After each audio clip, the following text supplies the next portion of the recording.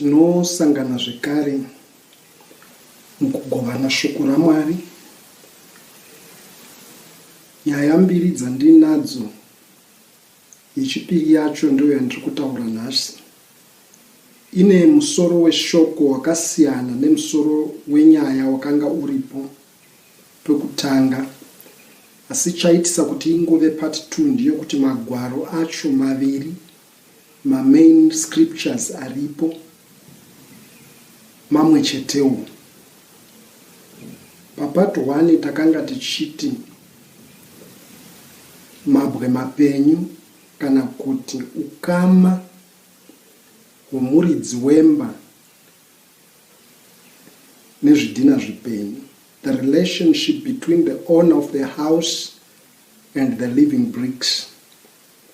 Zvino musoro wenyaya watinawo part 2 uri kuti usavanza kana kuti usazvivanza. Usavanza. Conceal not.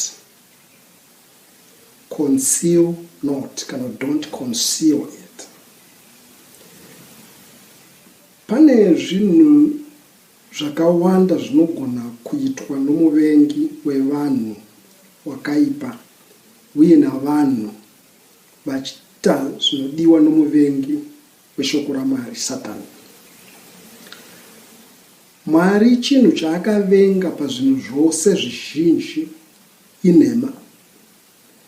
Nokuti anoti kana Satani achireva nhema, kwaari zviri indigenous, ndo unhu hwake, anotongoona zvakanaka. Saka vanoreva nhema anoti makafanana nababa venyu dhiabhori, nokuti ndiye muvambi wenhema iyeye, uye akagara ari murevi wenhema nourayi kubva pakutanga. Asi kana tikatarisa kuti nhema dzakataurwa naSatani chaidzo musi wekutanga achitaura naEvha, ukada kuzviisa mumatare emazuva anhasi, anogona kuwanikwa asina mhaka, nokuti haana nhema chaiyo yaanonzi akataura zvakati dzikava nhema. Asi kuti nhema dzaakaita yakanga isiri falsifying, asi yakanga iri concealment, kuviga zvinhu, kuvanza zvinhu zvechokwadi, iye asina kumbotaura hake nhema.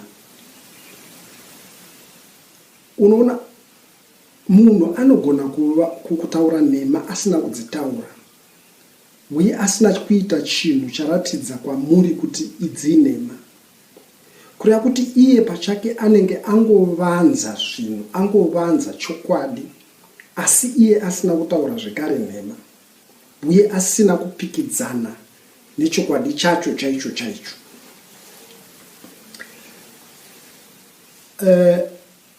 Satani unoti kuna Evha, nhai makanzi musadye michero yose. Evha anoti aiwaka, takanzi tidye yose kusara kuri pakati pomunda, nokuti nomusi watinoudya zviro kwazvo tichafa. Satani anoti hamufi, asi kuti muchachenjera saMwari, uye muchaziva chakaipa nechakanaka. Unoona, Evha adya, ndofunga anotokatyamara wokuti ko handina kufa wani. Azogovana nomurume wake, vadya vose vari vaviri. Unoona kuti vose vanokatyamara, ndofunga kuti ko tiri vapenyu wani. Votanga kuona kuti havana kusimira, kureva kuti vakutanga kuona chakaipa nechakanaka, vakutanga kuona kuipa kwokusasimira. Ndo pavanoenda vanoita mhindu dzavo dzokuda kuti vasimire. Nyaya yandingotaura ndiyo kuti Satani akashandisa nhema dzinoukiribidi hwekuti haana chaakataura chatingamuti chine, nokuti zvokuti vachafanana naMwari kuchenjera, shuwa vakatofanana, vakange vakutoziva, vakutoona zvakaipa nezvakanaka, nokuti muti iwoyo waive wekuziva chakanaka nechakaipa.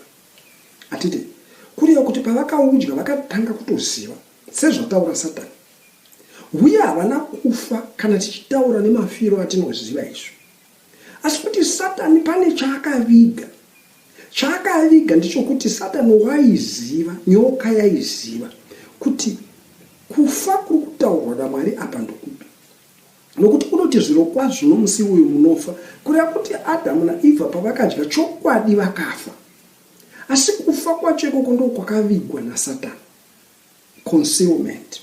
Saka ndoya ndiri kuti nhasi usaviga, usavanza. Conceal not.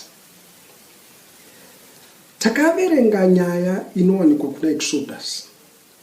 Tikaverenga nyaya inowanikwa kuvaKorinde. Tichiti isusu Mozisi, kana kuti rega ndingotanga kuverenga ndisati ndaitsanangura. Exodus 34 verse 28 to 35. Akavako kuna Jehovha mazuva ana 40 nousiku huna 40. Wakanga asingadyi zvokudya kana kunwa mvura.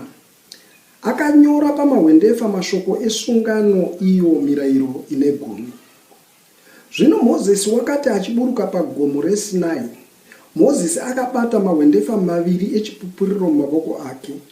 Mozisi wakanga asingazivi achiburuka pagomo kuti ganda rechiso chake rakanga richibwinya zvaakanga ataura naye. Zvino Aroni navana vaIsraeri vose vakati vachiona Mozisi, vakaona ganda rechiso chake richibwinya, vakatya kuswedera kwaari. Ipapo Mozisi akavadana. Aroni navakuru vose vevungano vakadzokera kwaari. Mozisi akataura navo. Pashure vana vaIsraeri vose vakaswedera. Iye akavarayira zvose zvaakanga audzwa naJehovha pagomo reSinai. Zvino Mozisi wakati apedza kutaura navo, akaisa chifukidzo pachiso chake. Asi kana Mozisi opinda pamberi paJehovha kundotaura naye, waibvisa chifukidzo kusvikira achibuda. Zvino wobuda ndokuudza vana vaIsraeri zvaarayirwa. Vana vaIsraeri vakaona chiso chaMozisi, kuti ganda rechiso chaMozisi raibwinya.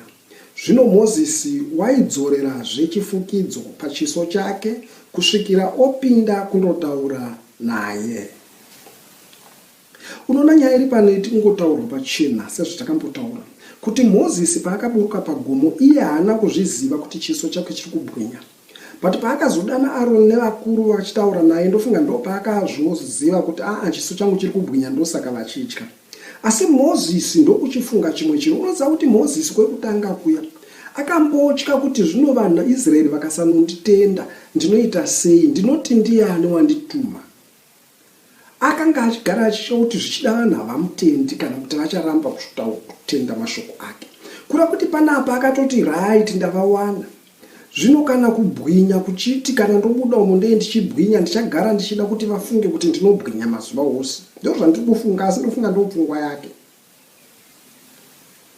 Saka waiti kana akuenda kuna Jehovha anobvisa chifukidziro kuitira kuti kubwinya kwaJehovha kupenyerewo iye. Kana kuchinge kwapenyera iye obuda akapenya. Kana abuda akapenya, vana vaIsraeri voona kuti chiso chaMozisi chinopenya. Asi aibva achivhara kana apedza kutaura navo. Ogara akachivhara kusvikira akundosangana naJehovha, ochivhura zvekare kuitira kuti kubwinya kwake Jehovha kumupenyere agopenya. Sei waidaro? Mozisi wakarealiza kuti kubwinya uku kuri kupera. Akarealiza kuti kubwinya uku kwakafanana nesimba resimbi inenge yabatwa nemagneti. Simbi ikabatwa nemagneti iyo inoitawo simba. Yotanga kubata tumwe tusimbi twayambenge isingabati. Asi gare nokuenda kwenguva shomanene simba riri musimbi riya rinopera nokuti iyo haisi magneti. Nokuti umagneti yatohuwanawo kubva kumagneti. Saka simba rayo rinopera. Poyoda kutanga kubata zvikarewo nokuti haichabati. Zvonda zvakaita Mozisi. Wakanga achiti anobwinyirwa naJehovha wobuda achibwinya. Vanhu voona kuti iye ave nokubwinya. Izvo kubwinya uko hakusi kwake, kubwinya kwaJehovha kwanamatirawo paari kwenguva yayo nokuti wanga achitaura naJehovha. Saka Mozisi wakarealiza izvozvo, akaziva kuti manje ndikasavhara kumeso vachaona kuti kubwinya uku kunopera nokuenda kwenguva. Saka aivhara kumeso kwake kuitira kuti vaIsraeri vagare vachingofunga kuti anobwinya. Vamwe vangati aiwaka vasina kunzopatwani. Vangati ko maakutaura izvo mazvowana kupi? Takazvowana kuna Vakorinte vechipiri chapter 3 verse 18 to 16. Asi nhasi regai ningoverenga 13 chete. 2 Corinthians chapter 3 verse 18 to 16. Regai ningoverenga 13 chete. Hanzi tisingaiti saMozisi waiisa chifukidzo pachiso chake kuti vana vaIsraeri varege kutarisisa kuguma kwezvinopfuura. Ndoidzokorora. Tisingaiti saMozisi waiisa chifukidzo pachiso chake kuti vana vaIsraeri varege kutarisisa kuguma kwezvinopfuura.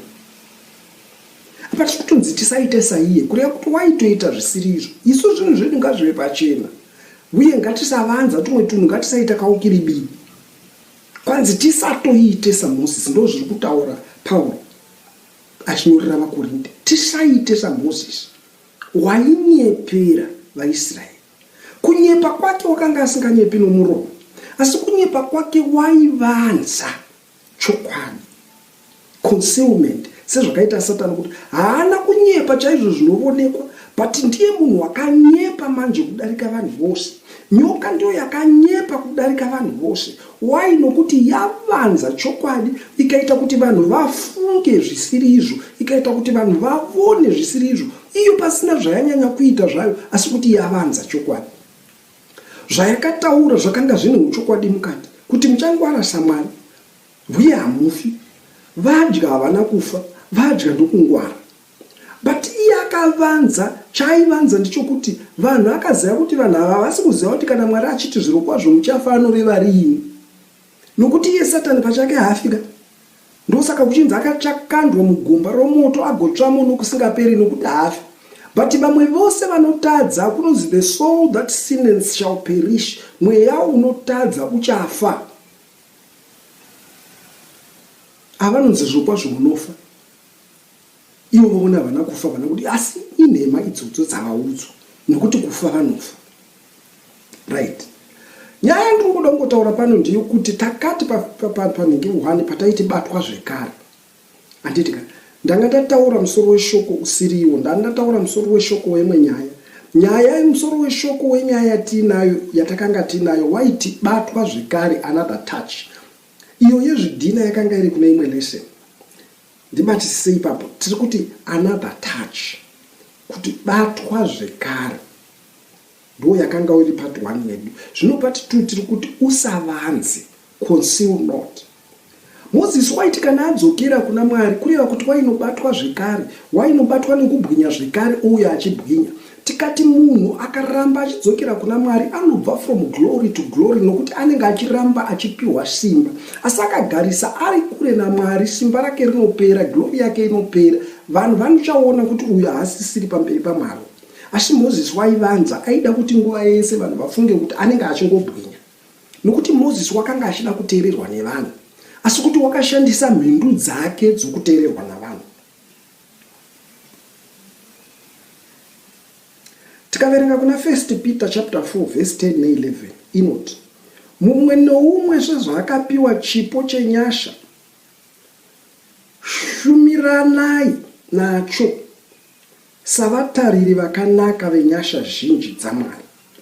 Kana munhu achitaura ngaataure seanenge ari mashoko aMwari. Kana munhu achishumira ngaazviitwe nesimba raanopiwa naMwari, kuti Mwari akudzwe pazvose naJesu Kristu, iye anokubwinya nesimba nokusingaperi-peri. Amen. Unakurukudzi kana munhu akapiwa chipo zvikuru sei zvomweya izvo, govana nevanhu. Ngachishande chichishandira vamwe, chichigovana nevanhu, haikuna kuvanza. Uye kana uchiparidza, uchitaura shoko raMwari, taura seriri kubva mushoko muna Mwari. Kureva kuti Mwari kana aita zvinhu iwe ukaita souri kuzvivanza, uri kuda kutaura kuti kana Mwari unadaro. Nokuti tichitaura pano ndiri kutaura shoko raMwari, asi zvino kana ndataura nhema ndichitaura shoko raMwari, that means ndiri kuti Mwari ari kutaura nhema. Zvinove hazvisiri izvo. Saka munhu taura seuri kutaura saMwari vari kutaura. Ita zvinhu zvako saMwari vari kuzviita. Nokuti ndo ndosaka akati ngatisikei munhu nomufananidzo wedu anoita sesu. Anditika munhu wacho anenge akafanana nesu but nokufanana nemaitiro.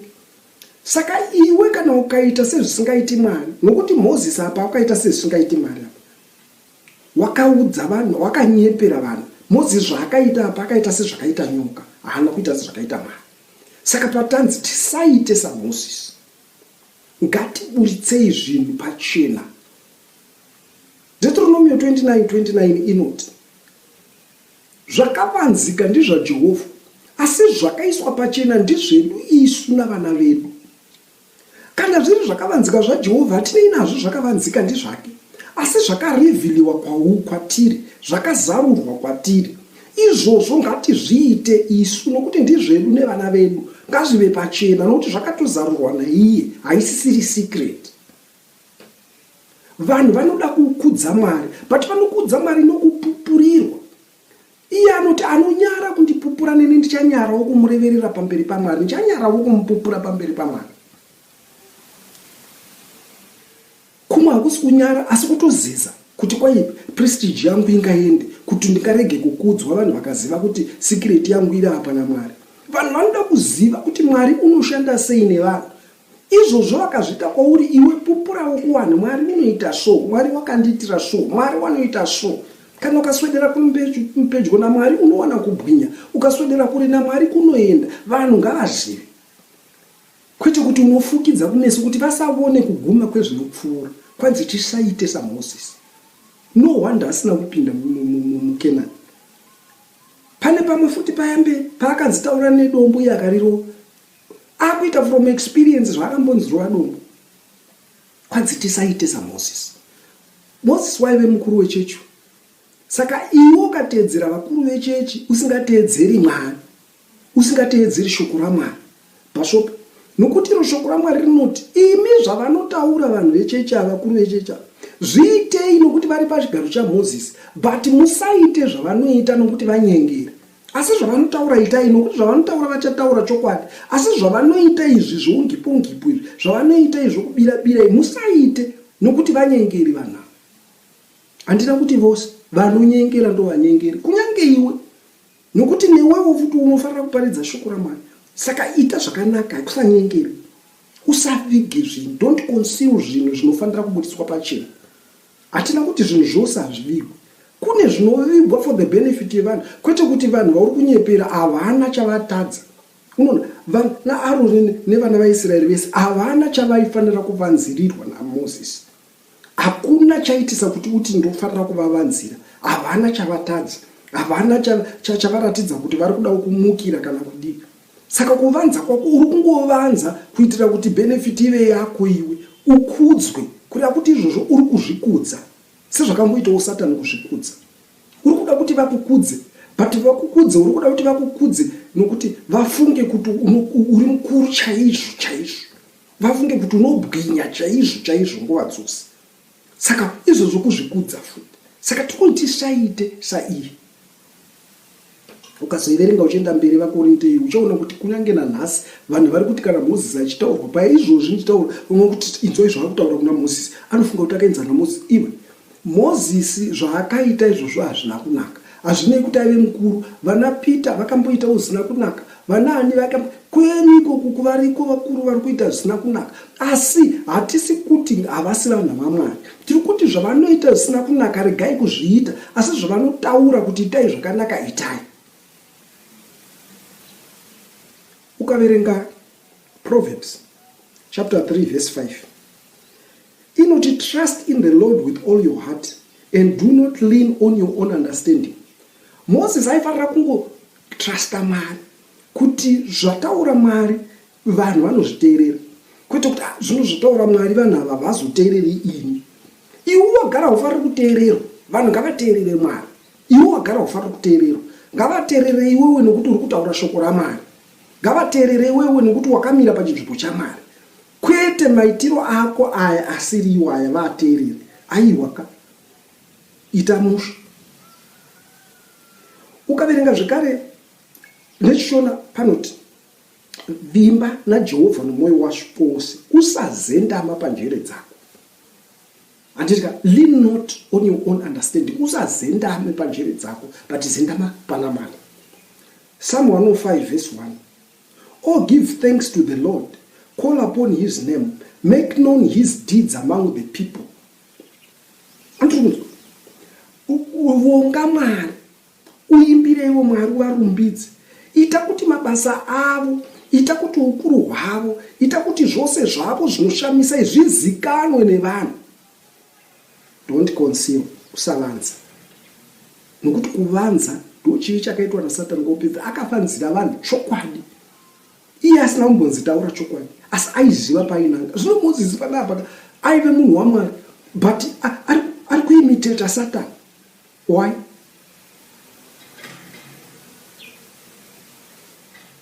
Jehovha anorumbidzwa nokuda kwazvose zvaakaitira Israeri. Vongai Jehovha, mudane zita rake, zivisai zvaakaita pakati pendudzi dzavanhu. Zvakaitwa naMwari ndo zvatiri kuti ngazviziviswe vanhu, ndudzi dzevanhu ngadzizive, kwete kuvanza zvakaitwa naMwari. Saka nyaya iyi tiri kutaura kuti inongori pachena kuti ngatiitei zvinhu zvakanaka, ngatisavanzai zvakanaka, ngatipupurei zvakanaka zvinoitwa naMwari, uye ngatisanyepera vanhu. Isu ngatisave tinonhodzera kuna Satani, ngatiite nhodzera kuna Mwari, nokuti Mwari unoti ngatisvike munhu nomufananidzo wedu wakaita sesu, kureva kuti munhu ari muimage yaMwari, but ari after the likeness of God. Kureva kuti the likeness of God ndiyo kuti anehuta zvinoumwari, anofanira kuita sezvinoita Mwari, kunyange chimiro chakewo chakafanana chaMwari, but maitiro ake ngaaitewo futi zvinoita Mwari, kwete kuti aite kupeso kunenge kwaMwari, asi oita after the likeness of the devil, after the likeness of the serpent. Aiwaka. Mwari ngavakubatsirei, Mwari vakuitirei zvakanaka. Tinongorangarira nguva yese kuti hakuna shoko raMwari rinouya rigodzokera kuna Mwari pasina zvaraita, uye hakuna shoko raMwari rachasayiwa simba. Saka pashoko irori pane zvaraita kuno uyo nouyo. Kwauri kana risina zvaraita, Mwari ngavakuitire nyasha, riwanevo something charaita. Iwewe wana charaita chachaadresawo kwauri wana pako kuti ini ura adresa apa. Tosangana mune dzimwe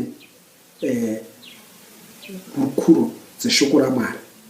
Pari zvino Mwari ngavakuropafadzei, Mwari vakukomborerei muzita raJesu. Amen.